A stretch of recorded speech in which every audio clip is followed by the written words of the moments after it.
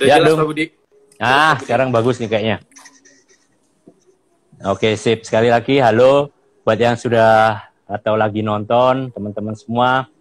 Saya Budi dari Sate Ratu bersama guest star artis papan atas, Landung Nugroho dari Pineapple ID Malang. Ayo dong, ceritain dulu. Pineapple ID kamu sekarang sebagai apa di situ? Kerjaannya, ceritain sedikit dulu. Kalau Pineapple ID sendiri sih bergerak di bidang service untuk iDevice ya, khususnya iPhone, iPad, dan all produknya Apple. Berdiri dari tahun berapa ya? 2013 akhir. 2013 akhir sampai sekarang. Gitu, Pak. Kesibukan saya ya sementara itu dulu. Itu aja udah sangat menghasilkan ini ya. Alhamdulillah. Dung, cerita sedikit, Dung. Pak. Gimana? Rezekinya di sana, Pak. Ya, betul. Memang apapun itu kalau memang kita di setnya untuk di situ ya bisa jadi di situ ternyata gitu ya. Iya, dan ya power of kepepet juga sih sebenarnya. Ya. Memang semuanya kadang-kadang memang harus melalui momen itu, momen kepepet dulu supaya semua yang ada dari dalam akhirnya muncul semua dan justru malah itu yang akhirnya jadi key of success-nya ya. Empowering, benar. Ya, Dung, tadi suaranya sudah sempat bagus, ini agak turun lagi nih, Dung. Masa sih, Pak? Iya. Sinyalnya masih nyangkut di Kediri mungkin, Pak. Oke. Internetnya bukannya bayar yang paling mahal itu, Dung. Kalau minta yang paling mahal nggak mungkin putus-putus, Dung. Iya, makanya. Ini pakai yang... Ya, tapi mungkin kan kalau... Ya. Dung, sekarang kamu lagi aktif di Pineapple ya kan, bisnis yang sudah kamu tekunin dari 2013. Cerita sedikit dong, perjalananmu dari awal mungkin kalau saya baca kayaknya sangat layak untuk dibagikan karena mungkin itu bisa menginspirasi orang-orang bahwa perjuangan itu pada akhirnya akan bisa memberi hasil yang luar biasa. Ayo dong, ceritain dari tahun 97 itu. Kayaknya aku nggak hafal. Mungkin Pak Budi yang nanya 97 sampai 98 itu apa aja. Gitu. 97 97 sampai 98 ini kamu saat SMA menjadi karyawan part time ya di VD Catering ya. Itu 98 saya sekolah SMA di Tata Boga, nggak nyambung ya sama kerjaan sekarang. Itu dari kelas 2 SMA itu uang sekolah saya tuh ini Pak dibatasin sama orang tua karena ya agak sedikit nakal lah. Kemudian cari-cari kerjaan apa segala macam, terus endingnya ada temen ngajakin di catering VD itu untuk jadi tukang cuci piring. Ya udahlah, why not, kenapa enggak ya kan? Untuk saat itu kamu pas SMA nggak malu dong? Maksudnya anak-anak SMA tuh biasanya pride-nya rada tinggi ya, gila aja kerja cuci piring gitu. Bagaimana tanggapan wanita-wanita itu nanti gitu kan? Gimana? Balik lagi sih Pak, namanya ego waktu itu kan saya nggak peduli lah. Soalnya basic saya SD sampai SMP saya di Jakarta kan. SMA saya di Jogja kan nggak ada temen, nggak ada yang tahu tuh. Bodo amat kan, nggak ada yang tahu ini kan, ya udah endingnya cuek-cuek aja. Dengan bayaran waktu itu masih 5.000, jadi satu kali keluar gitu 5.000. Aku kerja cuma Sabtu Minggu, endingnya kalau lagi peak hour-nya Jumat, Sabtu, Minggu, Senin. Jadi dari Jumat aku nggak pulang ke rumah tuh, Jumat, Sabtu, Minggu biasanya dapat 2 kali kerjaan, Senin atau Selasa aku bayaran. Jadi kerjanya Jumat, Sabtu, Minggu, selama Jumat, Sabtu, Minggu nggak pulang ya? Nggak pulang, jadi pulang itu kayak disco zaman dulu itu dong, berangkat Jumat pulangnya Minggu sore dong. Iya. Tapi seandainya itu kamu masa kecilmu, masa SD SMP-mu di Jogja, kemudian SMA harus melakukan pekerjaan itu, kamu malu nggak? Seandainya kan kamu tadi cerita karena dulunya di Jakarta jadi nggak ada yang kenal, tapi seandainya kamu di kota yang semuanya ada yang kenal, malu nggak kamu? Saya orangnya dari kecil gimana ya Pak ya, bodo amat lah gitu. Yang penting saya dapetin apa yang saya pengenin. Saya nggak peduli orangnya harus gini. Bodo amat nih lu mau ngomong, yang kerja kan gue bukan lu kan gitu. Gitu. Ya udah, intinya kerjaan aja gitu. Ya, itu prinsip yang top banget ya, dan jarang orang yang berani begitu ya, karena sometimes disibukkan dengan mikirin komentar orang, akhirnya malah nggak ngapa-ngapain kan, karena ini takut itu takut gitu kan. Iya, betul. Itu sebuah apa sikap yang buat saya luar biasa bagus. Terus kemudian kamu lanjut ke McD ya, Nung ya, ke Jakarta lagi tuh ceritanya. Saya sempat ke Jakarta lagi untuk kerja di McD waktu itu, sempat training di McD Sarinah, cuman nggak begitu lama karena ada kerusuhan kalau nggak salah 99 kalau nggak salah pemilihan. Kemudian saya balik lagi ke Jogja dan kerja di Semarang di Planet Surf.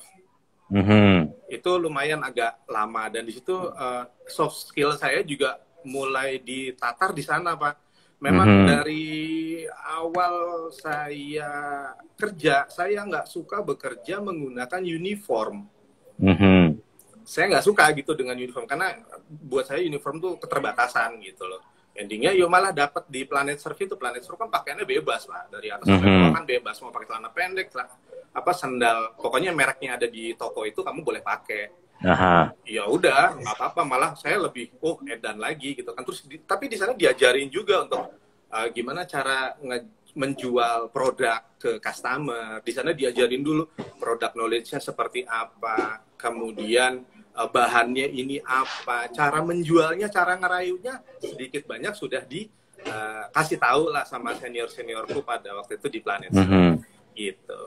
Kalau pas di sana apa soft skill terutama yang kamu pelajarin? Terutama itu upselling ya, yang ke customer. Jadi aku harus baca karakter customer ini.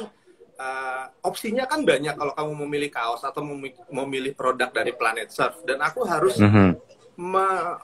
memfokuskan customer itu sebenarnya maunya apa sih gitu loh, karakter kamu gimana sih, dan aku menjaringnya itu lewat omongan, lewat obrolan gitu. Kira-kira backgroundnya dia apa, ini anak sukanya main skateboard waktu itu, kira-kira yang coraknya skateboard, ini anak orangnya agak sedikit rame nih, mungkin suka corak yang rame, ini orang model yang simple-simple, aku cariin model yang simple-simple gitu. Jadi soft skill-nya malah mengenali karakter lah kalau di Planet Surf. Sama waktu itu kan aku udah sempat di depan, maksudnya di depan tuh langsung handle customer. Coba ya. Kemudian aku dioper ke gudang. Nah, di gudang banyak banget juga knowledge-nya, terutama untuk labeling, untuk ngatur produkku biar gampang dicari, gampang keluar. Anak-anak yang di depan juga nggak ada keterlambatan kirim barang, ada returan segala macam. Aku di sana lebih digojlok lagi di situnya untuk in out barangnya. Gitu, Tapi cukup menarik ya, maksudnya di perusahaan-perusahaan yang kesannya dari luar itu rada funky, rada kayak begitu ya dalam tanda petik, ternyata malah justru kamu belajar tentang customer profiling misalnya, yang mungkin malah justru di perusahaan-perusahaan yang agak dalam tanda petik kesannya baik-baik, formal dan sebagainya itu mungkin malah nggak ada itu pelajaran begitu ya, jangan-jangan ya? Iya, itu kaku betul banget, ya? Dan itu yang saya jauhin sebenarnya gitu. Tapi memang Planet Surf itu salah satu yang zaman dulu aku juga cukup tertarik dengan pemilihan timnya ya, maksudnya memang mereka mengambil anak-anak yang ya seperti kamu itu, maksudnya secara performance agak sedikit terlihat unik sehingga sudah menang poin dulu ya. Buat yang belum tahu, Landung ini tangan dan sebagainya ya penuh tato gitu ya. Buat yang belum tahu itu customer-customernya yang belum tahu, Landung ini tangannya penuh tato. Tapi satu hal yang saya suka dari Landung dari dulu adalah bahwa otaknya ada isinya gitu. Jadi itu pantas pada saat kita menjadi kelihatan nakal, kelihatan bandel, tapi otaknya ada isinya. Itu something yang saya suka gaya itu. Nih, Pak, nih. Kepala saya segini nih, Pak. Gedein lagi dong, gedein lagi biar nggak muat tuh screen-nya. Oke. Kemudian kamu di Planet Surf beberapa tahun ya, terus akhirnya kamu masuk ke dunia entertainment. Nah, itu diceritain. Ya, itu ketemu sama Pak Budi itu. Jadi saya emang dari dulu kan modelnya rebel lah, Pak. Maksudnya pemberontak lah di kerjaan saya juga di di Planet Surf saya juga orangnya rebel juga kan. Endingnya saya dapat SP beberapa kali dan endingnya ya udah keluar. dikeluarin karena memang SP-nya udah 3, mau diapain lagi gitu kan. Keluar dengan kesalahan yang ya lumayan, aku menghilangkan beberapa produk yang ada di gudang karena saya kepala gudang kan, endingnya saya yang tanggung jawab. Ya udah keluar nggak apa-apa, keluar, dan saya cari kerjaan yang cocok dengan passion saya waktu itu. Waktu itu mau lari ke sablon untuk niru Planet Surf juga di clothing anak skate, tapi kan nggak ada channel. Endingnya ada info, ini ada klub baru loh. Hah, klub? Iya, klub. Namanya Hugos, tapi belum ada. Kok belum ada, tapi kok buka karyawan? Aku bilang gitu kan, ya udah deh, nyoba gitu kan, nyoba. Penerimaannya waktu itu di depan saya ketemunya sama Pak Ali. Pak Ali kalau nonton, Pak Ali. Kayaknya nonton dia. Aku ngasih surat lamaran, kemudian dia bilang, ini gue terima, cuman dia bilang apa sih namanya tuh, do something crazy, maksudnya apa ya, biar kamu tuh eye catching tuh gimana ceritanya, biar kamu tertarik tuh gimana, biar saya tertarik sama kamu tuh gimana, kamu tuh punya poin apa gitu kan. Endingnya waktu itu kalau nggak salah saya break dance di depannya dia. Karena memang waktu itu bisanya cuma itu. Halo Pak Ali, tuh ada tuh satu inggil. Nah itu break dance di depan dia, kemudian map saya dibawa sama dia langsung masuk ke dalam, saya nggak ngerti. Kemudian penyaringan dari beberapa hari awal, dari pertama itu aku kok disuruh ngapalin ya. Kemudian sempat interview karena waktu itu aku ngelamarnya jadi marketing kalau nggak salah Pak sebenarnya. Cuman sama Pak Lanang. Oh, marketing malan. Iya, kayak Pak Lanang kayaknya, ini sih lu ini aja deh, operasional aja nih. Gitu malahan. Ini saya ketemu sama Pak Budi lagi, sama Pak Ali juga. Terus disuruh ngapalin beberapa menu dalam jangka waktu 10 atau 15 menit, saya lupa, saya bisa ngapalin lumayan agak banyak lah waktu itu. Kemudian masuk ke apa namanya tahap selanjutnya. Dan itu amazed sama Hugos, gokil rekrutan. Kayaknya nggak ada lagi ya Pak ya rekrutan kayak Hugos ya Pak ya. Tempat kayak begitu? Kayaknya nggak ada lagi rekrutan kayak Hugos lagi. Mungkin sekarang ada yang kita nggak tahu ya, karena mungkin kita gitu sudah tidak bermain di industri itu ya. Tapi memang kalau waktu itu kita lakukan karena memang kita kepingin punya staff, punya tim yang memang satu, dia harus unik dan menarik dulu ya. Plus memang dia orangnya asik, dan keasikan itu biasanya muncul saat dia diuji-uji semacam itu. Teorinya sebenarnya seperti itu, dan memang waktu itu berhasil ya. Berhasil sekali. Yang nonton ini kalau dari generasi millennials nggak tahu apa itu Hugos, atau kalau Planet Surf masih ada ya Dung ya, Planet Surf ya? Masih Pak. Oh, kalau Planet Surf masih ada, kalau Hugos sudah nggak ada. Mungkin bisa googling cari-cari apa itu Hugos di Jogja gitu ya. Terus kemudian dari situ sempat ke Liquid juga. Liquid masih ada. Posisi terakhir Asmen ya Dung ya. Iya. Nah, Asmen. kemudian dari situ kamu memutuskan untuk berhenti dari nightlife. Iya. Ya, betul ya. Kenapa Dung kok berhenti dari nightlife?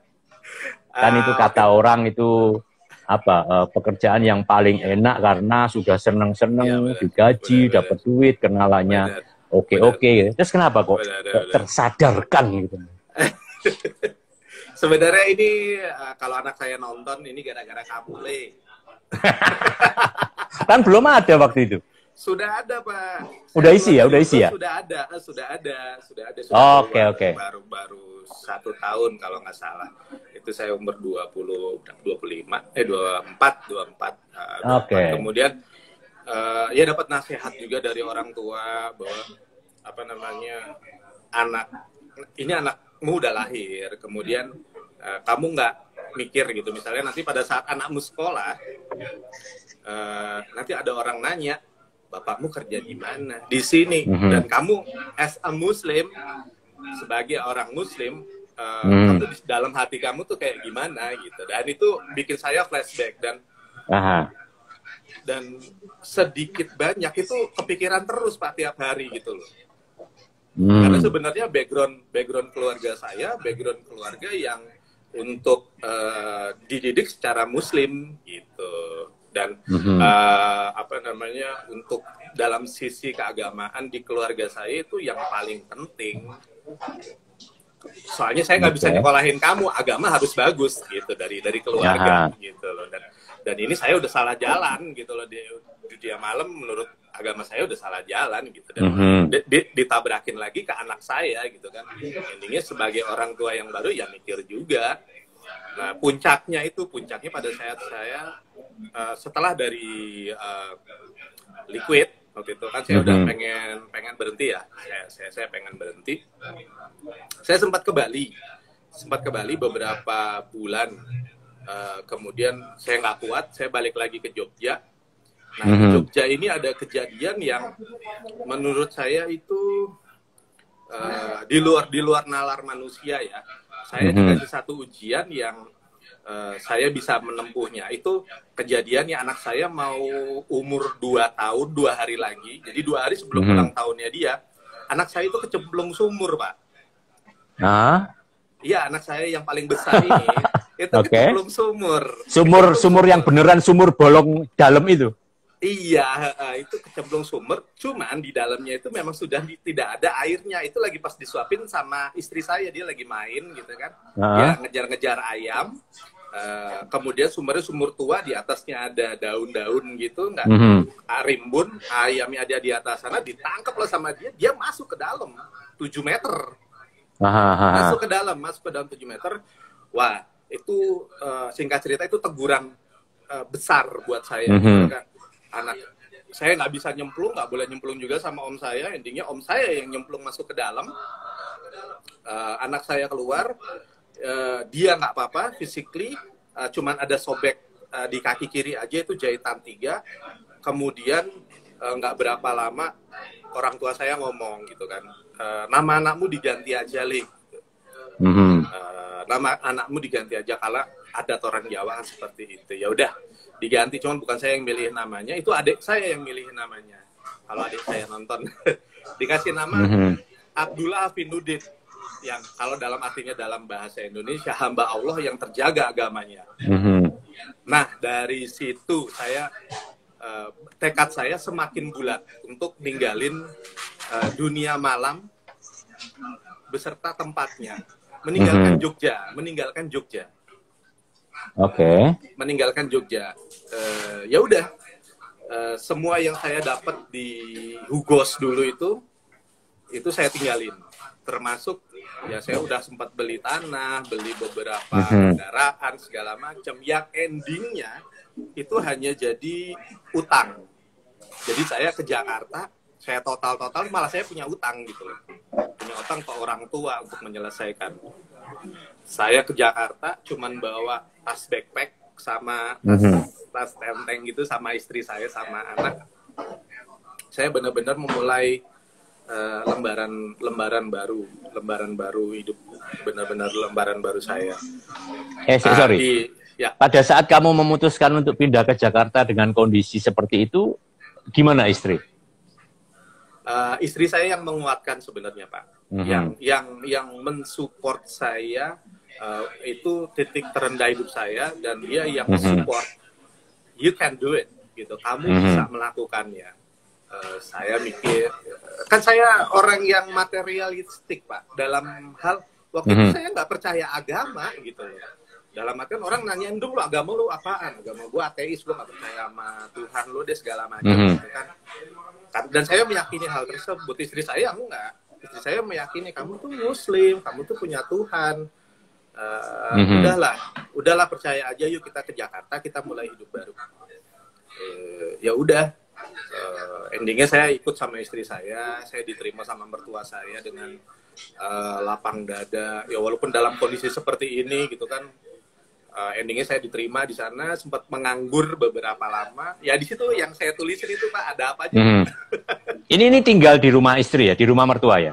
Enggak, Pak, saya tinggal di kontrakan mertua. Jadi mertua punya kontrakan di Jakarta, di daerah BSD, dan saya tinggal di sana. Ibaratnya sama mertua, udah deh, lu kan nggak ada kerjaan, lu urusin deh tuh kontrakan. Dalam artian misalnya kalau ada genteng bocor ya dibenerin, kalau air ini ya diiniin lah, bayar listrik, bayar ini. Kan lu nggak ada kerjaan gitu. Artinya kamu pada saat mau berangkat ke Jakarta sebenarnya sudah tahu bahwa kesoroan sudah menanti di depan itu. Udah tahu ya itu ya? Iya. Tapi kamu pilih juga gitu toh, kamu ambil juga gitu. Itu karena apa? Kamu yakin bahwa pada saat saya meninggalkan katakan nightlife itu, meskipun saya harus soro dulu, tapi di depan itu ada sesuatu yang lebih terang atau apa sebenarnya yang membuatmu jadi kuat mengambil pilihan itu gitu loh. Karena kan tidak mudah ya pada saat kita decide untuk meninggalkan nightlife dengan segala kelebihannya, dan kamu mungkin secara posisi di Liquid juga sudah asmen, sudah cukup lumayan, kalau diterusin juga pasti bisa jadi. Kamu milih untuk itu tadi soro maning di Jakarta. Gitu. Nah, apa itu? Pendamping saya, Pak, pendamping saya yang selalu menguatkan saya, dan saya juga merasa bertanggung jawab dong, dalam artian sebagai orang tua saya harus provide untuk istri sama anak saya, bukan hanya materi aja ternyata dalam sisi agama, kemudian saya harus ngurusin dia itu ada gitu loh, bukan saya cuman beliin dia baju, bedak segala macam, ternyata nggak cuman itu aja gitu loh, ternyata saya harus juga mengatur gimana akhlak istri saya nanti, gimana akhlak anak saya nanti. Masa mau itu ditinggalkan, malah itu yang terpenting sebenarnya, dan saya memberatkan itu. Bukan. Nah itu sadarnya itu kenapa? Gara-gara tadi kejadian kecebur sumur tadi? Atau setelah kecebur sumur kamu disentil dulu, kemudian mulai muncul lagi pemikiran-pemikiran yang lebih agamis begitu? Ya, di situ saya tetap saya nggak mau ibadah. Tetap pas dia ke Jakarta saya nggak mau ibadah. Saya nggak mau tetap enggak. Saya tetap kekeh gitu loh. Bahwa gue bisa kok cari kerjaan lagi. Tapi ternyata giliran kerjaan yang ada di Jakarta ditawarinnya nggak jauh-jauh, dunia malam lagi. Ya kan, karena background saya dan physically saya cocok. Memang untuk dunia malam. Oke. Ya kan? Untung saya nggak tatoan kan. Karena saya cocok untuk itu gitu loh. Ya udah, endingnya saya ngeles sana, ngeles sini, maksudnya menghindari pekerjaan tersebut. Sampai beberapa pekerjaan yang menurut saya berkesan. Menurut saya berkesan. Saya pernah jadi tukang air ulang isi galon. Waktu itu jadi gini, ada temen pas di Hugos dulu, dia customer kita Pak Welly. Mungkin Pak Budi tahu, Welly ini punya air isi ulang gitu loh, galon di daerah, pokoknya di daerah BSD, aku lupa. Kemudian aku ditawarin, "Dong, lu jaga deh nih galon gua nih daripada lu nggak ada kerjaan." Oh iya juga ya. Tapi gue nggak bisa gaji lu urus aja nih, nanti beli airnya segini, ini gini. Pokoknya labanya lu ambil deh gitu. Pokoknya setoran airnya benar. Oh ya udah. Akhirnya tak hitung-hitung itu Pak, tuh sehari kalau bagus gitu 25.000 sampai 30.000 lah sehari dapat. Cuman kalau lagi pas jelek ya 18.000, 12.000 ya segitulah gitu kan. Ya berkesan sekali buat saya, karena pada waktu saya di Hugos tip minimal 50.000 Pak, 100.000 ya kan, 200.000. Bapak tahu tipnya? Iya, Bapak tahu tipnya tukang isi galon? 500, 200, kembalinya bawa aja Mas. Iya betul ya. Kembalinya 150 bawa aja. Itu harga diri saya di mana itu? Tapi itu waktu itu gimana? Kamu pasti bergejolak dong. Sialan, gue cuma dihargain segini doang. Ada nggak itu? Ya gimana ya Pak ya? Ya pada waktu itu saya harus ngejatohin ego saya sejatuh-jatuhnya, karena waktu itu saya bukan siapa-siapa Pak. Tapi kamu sadar itu nggak? Karena begini, ini aku juga ngalamin ya. Jadi waktu aku pertama kali memulai Sate Ratu itu, aku pengen ngambil ice cube itu ada yang keliling begitu ya. Aku bilang sama si drivernya, "Mas, besok manajermu suruh ke sini gitu, saya mau ngambil gitu. Ini sebuah warung sate yang masih baru, yang tamunya aja paling 1-2. Besoknya nggak datang driver, si manajernya. Lusanya juga nggak datang. Habis itu tak tanyain, Mas, kok manajermu nggak datang? Loh, emang Bapak mau ngambil berapa gitu. Jadi aku tuh masih kebawa mindset dulu bahwa karena dulu outletnya banyak, mau ketemunya harus di account yang nasional. Iki bakul sate gaya kan, minta manajernya Ice Cube yang datang, padahal cuma mau ngambil 1 pack 9.000 perak 3 hari sekali, ya jelas nggak datang. Nah, di situ tadi mungkin soal ego ya. Jadi kamu pasti waktu dapat tip sedikit itu berat sekali untuk sialan gue dihargain segini gitu kan. Sama aku dulu juga begitu. Sialan manajernya nggak mau datang. Akhirnya kita realize bahwa ya jelas lah orang aku sekarang siapa gitu kan. Iya benar Pak. Oke. Dulu kita gede dengan Bugos dan dengan perusahaan kita, tapi sekarang kita berdiri sendiri di atas kaki kita. Gitu. Dan kamu bukan siapa-siapa, ya udah terima itu, kamu bukan siapa-siapa. Dan itu sangat membekas banget di saya, Pak.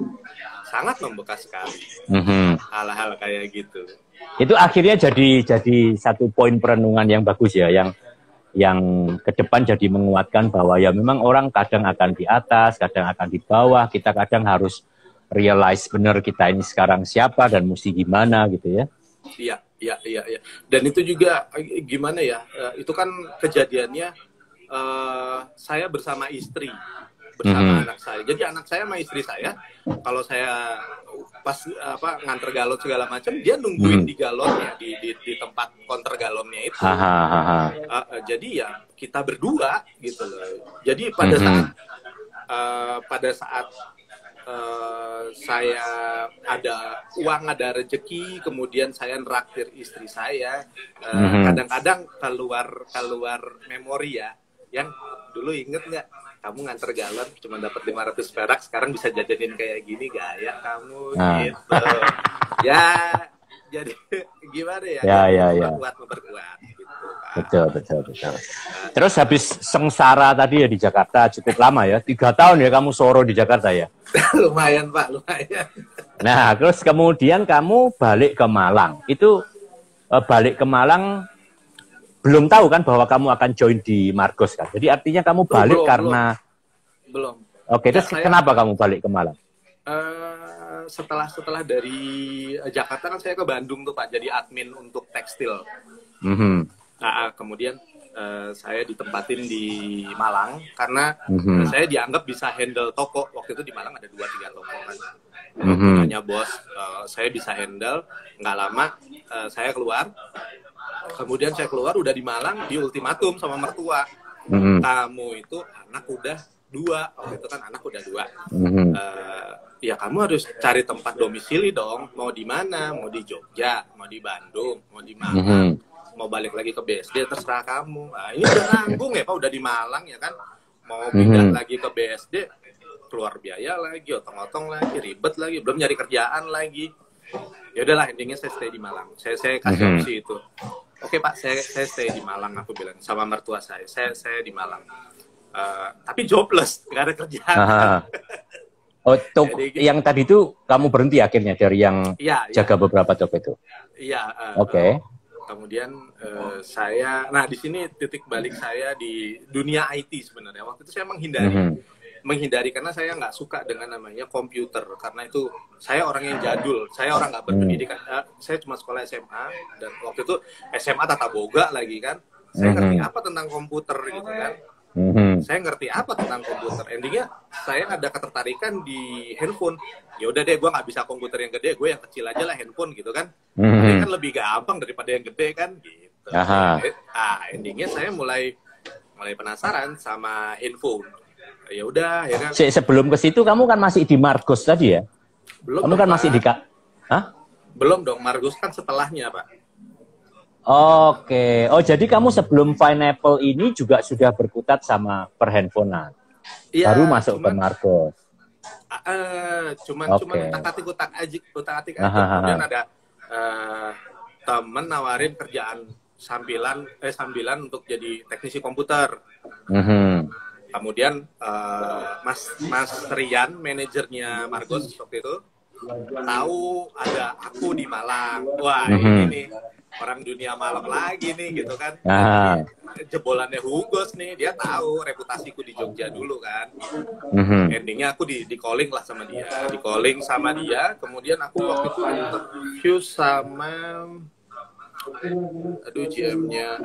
interview sama GM-nya. Akhirnya aku diterima di Margos itu sebagai asistennya Mas Rian. Asisten untuk jadi dia yang planner untuk eventnya, aku yang ngurusin administrasinya segala macam. Di sana 3 tahun di Margos itu untuk ngurusin My Place waktu itu. Kalau di Malang. Berarti kamu ceritanya sedikit balik kucing ke nightlife. Ya, tapi saya nggak ke operasional. Saya ada agreement waktu itu. Untuk nggak masuk ke operation. Untuk tidak masuk ke operasional. Kalau untuk administrasi segala macam, untuk rundown segala macam, oke, aku yang kerjain semua sampai konsep eventnya dirembuk bareng sama Mas Rian. Kita berdua tektok sama anak marketingnya si Dede waktu itu. Ya udah tektok. Dan kita bertiga tuh kompak banget. Bayangin Pak. Back office cuma bertiga doang, Mas Rian, saya, sama Dede, bertiga aja. Mas Rian sebagai yang event planner-nya, saya yang eksekusi di siangnya, Dede di marketingnya. Udah itu aja dan berjalan selama 3 tahun dan revenue-nya bagus waktu itu untuk My Place. Ya, itu saat itu kita sempat ketemu ya kayaknya ya. Iya, waktu itu udah Margos sudah mau keluar dan mereka butuh konsultan baru dan kami juga tak saranin kan misalnya. Ya, itu. Tadi yang cukup menarik itu dong. Jadi waktu orang tahu bahwa kamu yang orang malam kemudian ada di Malang nih, terus di approach lagi lah. Ya. Artinya memang benar ya bahwa pada saat kita ada di satu industri atau di industri lah. Kemudian kita punya nama yang baik. Nama baik maksudnya kita tidak punya cacat ini itu. Ya. Kemudian prestasi kita juga cukup bagus gitu. Ya. Itu pasti harum ya namanya. Dan itu akhirnya bisa dijadiin pegangan tuh ya. Maksudnya tidak dalam industri entertainment aja. Saya yakin dalam semua industri kalau kita menjaga nama, menjaga identitas kita, pasti nggak akan kekurangan pekerjaan. Itu betul ya kayak gitu ya. Iya, benar Pak. Untuk soft skill yang saya dapat di Planet Star maupun di Hugos dan pengalaman hidup saya ini benar-benar berarti banget buat saya. Dan ini ternyata bisa diajarkan loh.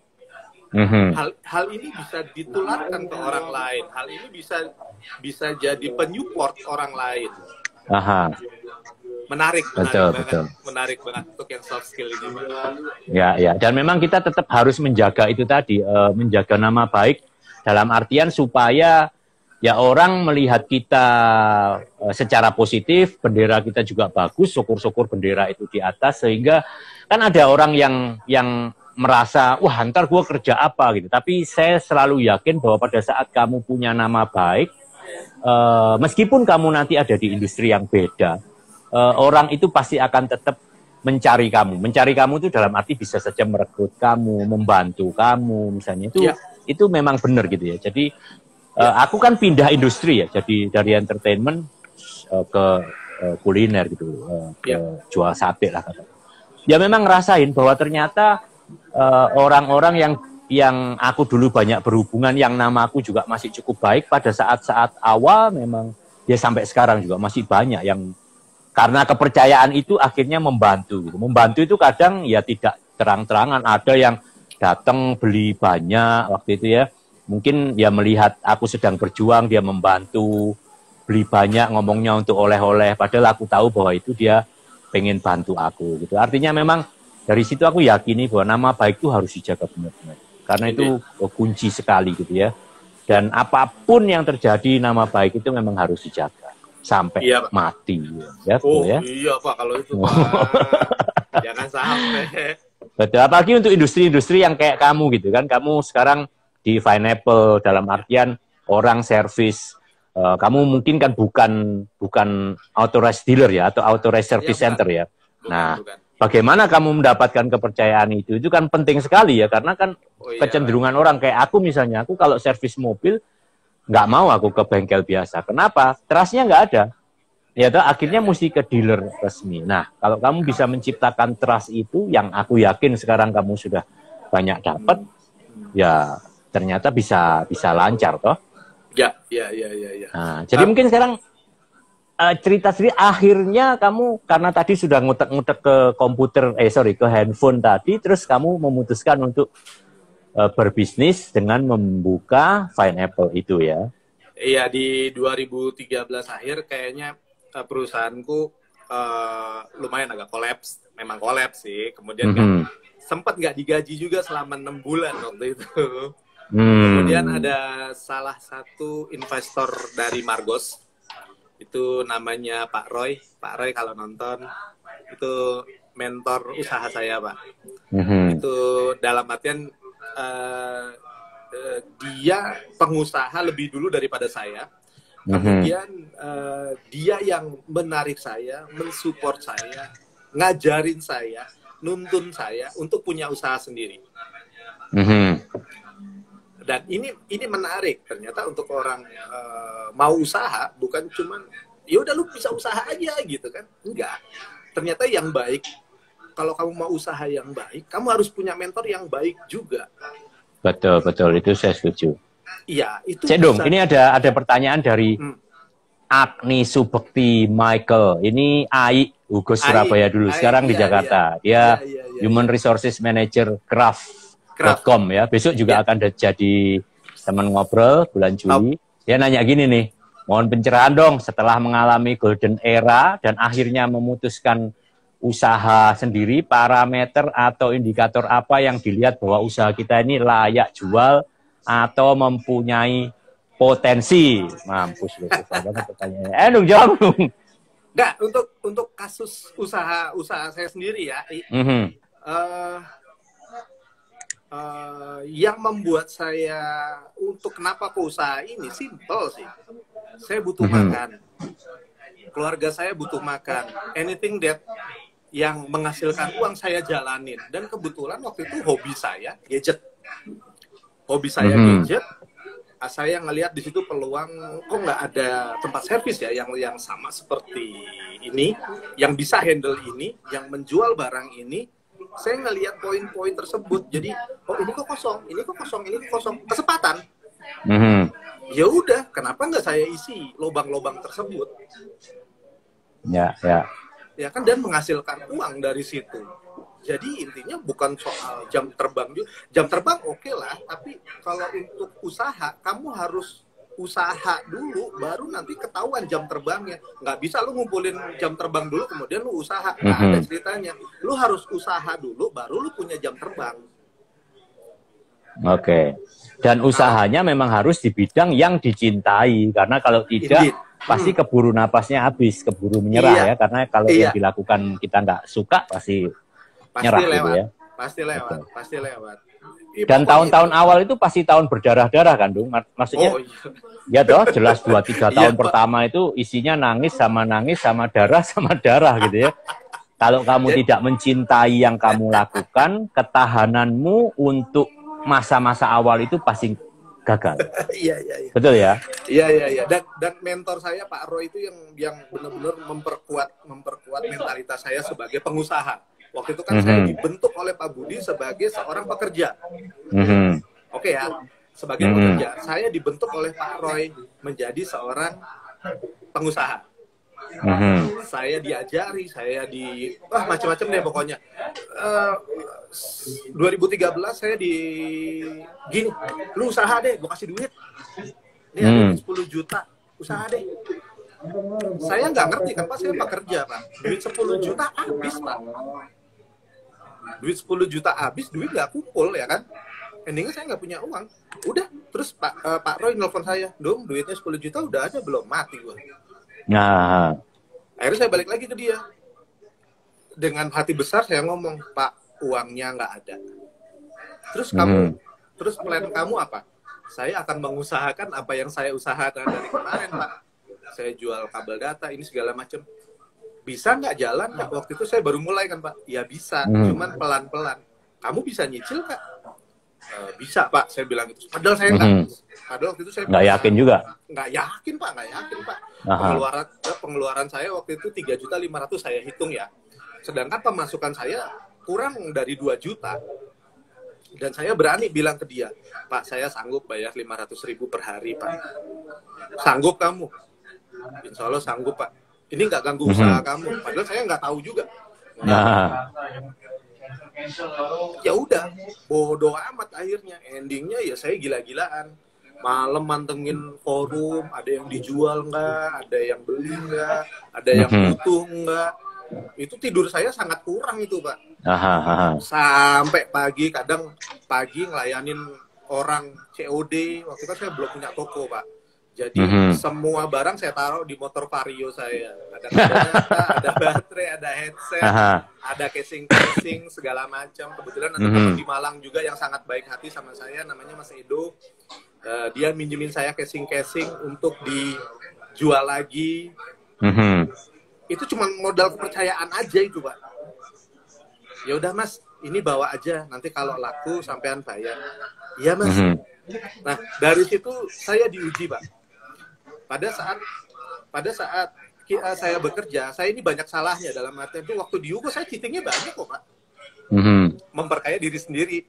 Saya cheatingnya banyak, tapi pada saat saya usaha, saya nggak berani cheating, Pak. Karena ini duit sendiri, Pak. Kalau saya cheating mati dong. Dan saya harus benar-benar namanya kepercayaan dipegang banget, nggak boleh ngutang. Ada duit, laba diambil buat modal lagi.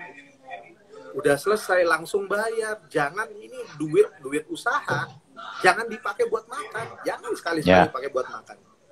Kecuali udah dikurangin laba loh ya. Kalau laba kamu mau buat makan terserah. Dan ini endingnya karena dari sedikit-sedikit ini saya diajari lagi sama Pak Roy, dicatat belum, semuanya dicatat. Dari pemasukannya apa, pengeluarannya apa, dicatat. Yaudah saya berdua sama istri, dia yang nyatet, saya yang cari. Endingnya ketemu pembukuan yang paling cocok untuk usaha saya. Walaupun itu cuma oret-oretan kertas, tapi saya sangat terbantu banget. Endingnya semua hutang saya ke Pak Roy lunas, alhamdulillah. Dia juga nggak ngeluh. Usaha saya jalan, yang karena usaha saya dari awal itu nol putul kalau Pak Budi bilang. Endingnya sedikit-sedikit hutang lunas. Saya terbiasa dengan hidup ngirit. Endingnya usaha saya untuk masalah modal gede sendiri. Kamu mengalami masa perjuangan, masa-masa sulit itu sampai berapa lama dong? Sampai akhirnya kamu ketemu satu poin di mana ya sudah mulai cukup lah. 2 tahun, 3 tahun? Saya nggak pernah ngerasa cukup, Pak. Dalam artian namanya orang usaha pasti ada selalu kurangnya kan, Pak. Malah kalau atau gini deh, soromu yang paling bikin soro itu berapa lama? Maksudnya ini mungkin perlu di-sharekan karena kadang-kadang ada orang yang merasa bahwa baru mencoba mulai usaha 3 bulan, kemudian memutuskan untuk ganti. Ganti itu bisa ganti jenis usahanya, ganti yang dijual, ganti nggak jualan, macam-macam, aneka macam yang akhirnya dia selalu mengulang dari nol. Dia menghitung termnya itu terlalu pendek. Gitu. Nah, kalau saya mungkin 2 tahun sampai 3 tahun. Nah, kamu sampai berapa lama? Kurang lebih sama Pak, 1 tahun, 2 tahun waktu utang saya lunas, ya pelan-pelan saya kasih target ke saya sendiri. Dalam jangka waktu 2 tahun saya bisa apa, 3 tahun saya bisa apa, 4 tahun saya bisa apa, 5 tahun saya bisa apa, dan itu saya targeting terus. Soronya itu ya 1 sampai 2 tahun, pernah 1 minggu cuma dapat 50.000, 1 minggu loh Pak, 50.000 makan apa gitu kan. Ya pernah, ya tetap nggak putus asa. Namanya orang usaha, kalau kata ibu saya, namanya orang usaha itu dimodalin, diusahain, didoain. Ya udah, 3 itu yang selalu saya saya jadikan acuan untuk usaha. Nasihat dari ibu saya itu. Oke, terus kemudian akhirnya apa menurutmu yang membuat kamu mulai dapat momentumnya? Oh, mulai jadi nih, kan berasa ya.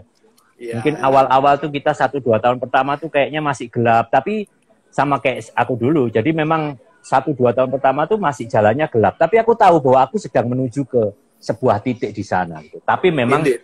jalannya harus gelap gitu. Ya. Sampai akhirnya kita ketemu momentum toh. Oh, Ya, ini ya. nih kena nih sekarang nih. Itu Iya, apa iya. momentumnya? Momentumnya waktu itu target saya kan hutang saya lunas, Pak. Jadi memang usaha saya nggak mau pakai utang-utangan. Utang dari bank segala macam dipinjemin saya nggak mau. Intinya saya mau bersih dari utang. Oke. Bisa. Kemudian saya udah mulai sibuk waktu itu. Toko udah mulai rame. Saya sendiri kerjanya. Nah, kemudian ada saran lagi dari mentor saya itu. Kamu cari pegawai. Tapi Pak, bayarnya gimana? Orang buat saya aja masih ngepas. Pegawai kami itu sudah ada rezeki sendiri-sendiri. Semua orang yang kerja sama kamu itu udah ada rezeki sendiri-sendiri. Kamu nggak usah bingung rezekinya mereka. Kamu itu hanya jadi perantara. Dari situ, Pak. Oh, oke. Oke, ambil. Ya beda, Pak, rezekinya, Pak, ternyata, Pak. Ya cukup, buat dia cukup. Betul. Mas Anto, saya gaji segini dulu gimana? Ya nggak apa-apa, Mas. Oke. Endingnya makin bertambah, makin tambah kan gajinya dia makin lama. Ternyata saya bisa yang ngegaji orang. Betul. Ternyata saya bisa gitu loh. Dan rezeki saya juga nggak kurang ternyata. Nggak ngurangin rezeki anak-anak saya juga sama. Rezekinya dia juga nambah. Toko juga makin gede waktu itu. Saya tokonya cuma numpang di teman saya Pak Riza. Kemudian saya nyewa garasinya dia. Itu semakin besar kan. Banyak orang parkir, jalannya kecil. Banyak orang komplain. Endingnya saya pindah tempat agak besar di terusan Simpang Ijen ini. Kemudian saya ngerekrut tambahan lagi pegawai. Dan bisa gitu. Dan bisa survive sampai sekarang gitu. Betul. Itu nanti lama-lama kamu Simpang Ijen kamu beli semua. Habis itu Raya Ijen kamu beli semua. Amin. Ya, amin. Oke. Terus kalau mungkin dalam satu statement yang tidak terlalu panjang, kelebihannya Fine Apple itu apa dong? Dari awal Fine Apple berdiri itu fast service, Pak. Oke. Fast service yang cepat. Waktu itu di Malang belum ada service di depan customer langsung, kita udah ada. Cuman ada beberapa tempat waktu itu. Senior saya kayak Kagi Enterprise, kemudian AI Malang juga ada. Kemudian saya yang ketiga atau keempat kalau nggak salah yang menerapkan untuk service di depan customer langsung. Dan itu langsung jadi gitu loh. Dan customer nggak perlu ninggal unitnya gitu kan. Jadi mereka seneng juga kan.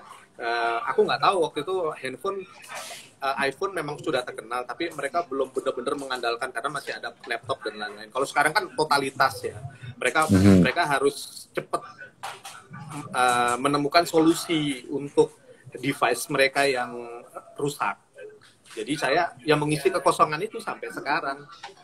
Dan sedikit juga tempat-tempat servis yang mempunyai spare part lengkap.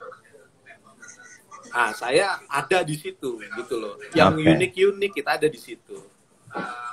Jadi memang kelebihan itu memang setiap perusahaan terutama yang baru memang harus punya uniqueness, harus punya kelebihan untuk dijual ya.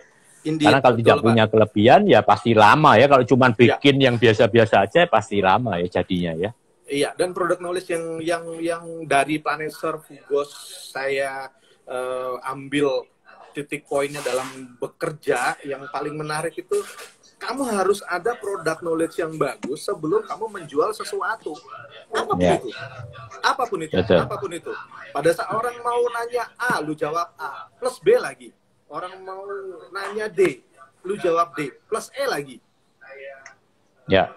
Itu loh yang membuat Fine Apple itu stand out daripada yang lain. Mereka masih ngeraba-ngeraba, kita udah A sampai Z gitu loh. Udah, nari aja infonya. Dan membangun trustment ke kamu ya, itu yang penting karena dianggapnya bertanya dan melakukan servis atau pembelian mungkin ke orang yang tepat karena kamu bisa menjawab aneka pertanyaan tadi. Iya, dan satu trik juga yang dari Hugos yang saya ambil bener-bener itu dari Hugos dan Planet Surf juga bahwa jangan perlakukan customer kamu sebagai raja. Saya nggak pernah ngelakuin customer saya sebagai raja, tapi sebagai teman. Ya. Kalau raja bisa titah ya, bisa perintah ya. Tapi kalau teman mereka meminta, kita kasih yang as a solution, as a friend. lu nggak perlu beli yang ini bro, yang ini tuh terlalu mahal, mendingan lu ambil yang ini bagus, murah, awet. Ya. Gitu. Jadi kalau saya menawarkan kayak raja, ya gimana caranya saya dapat untung yang paling gede. Betul. Tapi pada saya nawarin ke teman saya, ya lu jangan yang itulah, itu nggak inilah, yang ini aja nih, terjangkau, bagus. Tapi beda lagi kalau misalnya dia, gue mau yang paling mahal bro, ada. Ya. Betul, itu juga sama di industri kayak sekarang yang aku tekuni. Sama dulu kita belajar ya, tamu diberi apa yang dia butuhkan aja. Kayak di sini ada tamu yang mesen sate, 1 orang mesen 3 gitu. Mungkin bayangan dia satenya itu kecil-kecil kayak sate Madura misalnya ya. Dan kita ngomong 3 itu lu nggak bakal habis gitu ya. Ya itu karena kita temen gitu kan, bukan sekedar mencari duitnya. Dan itu ada beberapa orang yang kaget, loh kan aku memberimu revenue gitu. Ya mungkin memberi revenue untuk saat ini, tapi kamu pasti merasa terjebak dan di luar cerita-ceritamu pasti jelek sekali. Iya, betul. Dung, udah pernah cobain sate ratu, Dung? Loh, sudah, Pak. Bawa keluarga ke sana dong. Iya. Ya, jadi mungkin buat yang nonton ini yang belum tahu, saya kenal sama Landung itu sekitar tahun 2003 kalau nggak salah, di Hugos ya. Ya. Kemudian terus kami ya bersama di Hugos sampai kemudian Landung berhenti, kemudian saya juga akhirnya memutuskan berhenti. Dia Landung memutuskan untuk akhirnya berwira swasta, saya juga berwira swasta, dan kami masih terus berhubungan untuk saling memberi masukan dan inspirasi, sharing karena memang sesama pengusaha itu harusnya ada dalam environment sesama pengusaha, karena saling kalau tidak ya mindsetnya kalau tidak sesama pengusaha beda, dan memang saling menguatkan tadi memang perlu sekali gitu ya. Saling menguatkan. Dan Landung adalah salah satu zaman dulu menjadi tim saya, adalah salah satu staff yang buat kami, nggak cuma buat saya, buat kami salah satu yang outstanding lah. Oh, gede nih palanya, gede lagi nih. Ya. Dan sekarang juga setiap kali ke Jogja, Landung juga selalu mampir ke Sate Ratu. Sate Ratu, pokoknya terbaik. Nah, ada yang kamu pengen sapa dulu nih, Dung? Siapa yang lagi nonton? Banyak sih, ada beberapa customerku nih di bawah yang ini Mas Agung Nugroho. Halo Mas Agung. Mas Kacong Kurniawan, Mas Ernanda, Mas unit Apple saya semua dari Apple, dari Kaluna. Ya, customer saya Pak, banyak. Nah, seharusnya mereka sekarang setelah mendengarkan pengakuan tadi makin terbangun rasa trust-nya ya, bahwa selama ini berhubungan dengan toko yang tepat atau dengan orang yang tepat gitu ya. Semoga bisa seperti itu. Ya. Tadi juga kayaknya ada beberapa temen, ada Pak Ali ya tadi, terus mungkin istrimu juga nonton, istriku mungkin juga nonton, Ibu Maria yang juga dulu mendukung saya, sampai sekarang sih mendukung saya. Kemudian tadi ada Ronaldo Sitepu, itu pemain nasional basket, Pak, sekarang sudah pensiun. Saya skip sedikit, Ibu Maria itu berkesan loh, buat saya personal loh ya, waktu itu Pak Budi sama istri di Surabaya, kita lagi hangout kalau nggak salah, dan ada telepon dari istri saya. Pak Budi bilang, lu di sini, ini urusan kerjaan. Bu Maria enggak, Budi, ini istrinya Landung angkat teleponnya, Pak Budi sama saya aja. Itu sangat membekas, buat saya. Ini lagi nonton nih, pasti dia menangis terharu nih. Ini sangat berkesan buat saya gitu loh. Gila, ini GM gua tapi yang ngebelain bininya GM gitu kan, dan dia belain bini gua gitu.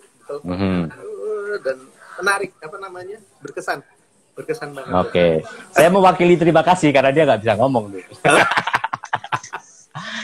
Oke, terus kemudian gimana dong dengan COVID ini? Pengaruh nggak?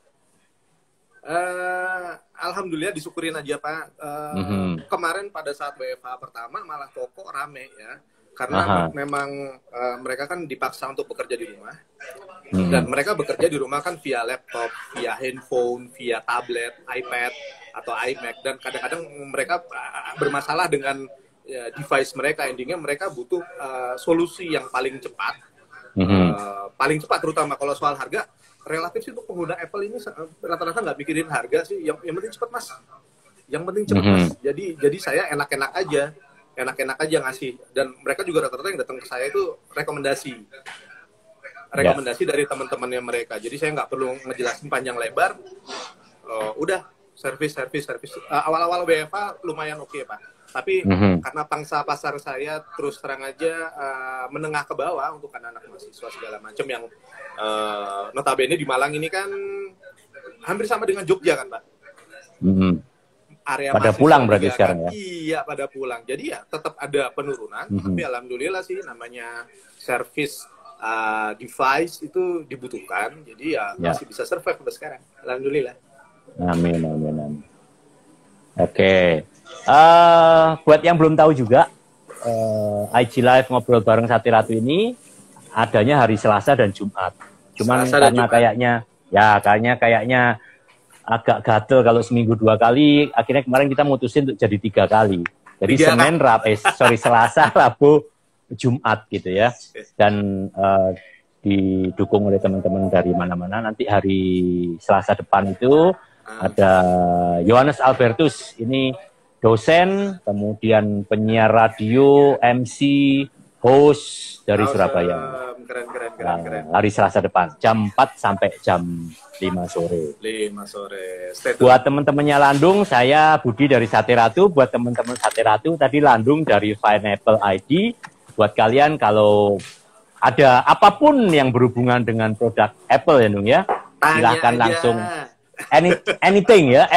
Silahkan kontak aja. Nanti ID-nya di Pineapple_ID ya, Nung ya. Iya, betul. Pineapple_ID.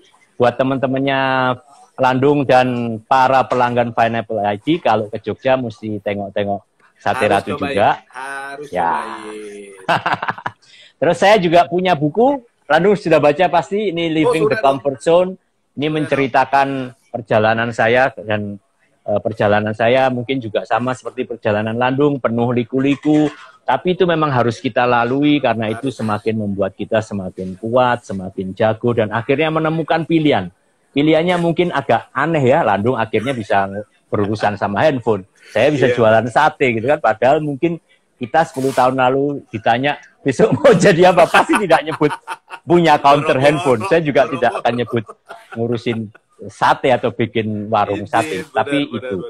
Dan itu semua jalan Tuhan ya, kalau kita sebagai umatnya itu tinggal ngikutin, maka memang harus peka bagaimana tahu bahwa ini diarahkan sama Tuhan nih gitu. Dan syukurnya sekarang Landung sudah lurus, sudah mulai sholat ya kan. Kalau dulu enggak gitu, sekarang sholat.